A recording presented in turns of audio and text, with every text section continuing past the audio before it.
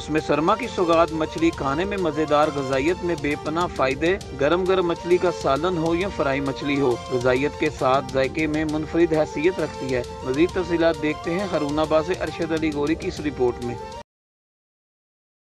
सर्दियों के मखसूस पकवान जिनमें मछली एक अहम जुज है। मछली एक मुकम्मल ग़िज़ा है जो कि जायके में मज़ेदार होने के साथ साथ इंतहाई सेहत बख्श भी है। मछली फ्राई हो या मछली का सालन हो या मछली का सूप खाने में मज़ेदार और सेहतमंद ज़िंदगी के लिए इंतहाई मुफीद है।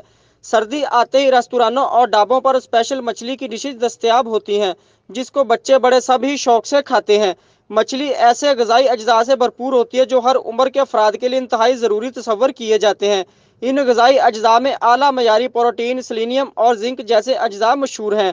दीगर रोज़मर्रा ग़िज़ाओं के मुकाबले में मछली में पाए जाने वाले विटामिन दिमागी सेहत के लिए ज़रूरी हैं।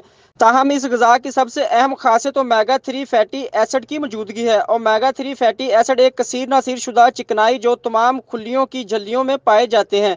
ये फैटी एसिड खुलियों को एक दूसरे से मुंसलक रखने और इंसानी जिस्म में बहुत सी बीमारियों की रोकथाम करने में मददगार साबित होते हैं। कैमरामैन लाला इकबाल के साथ अरशद अली गौरी, हारूनाबाद।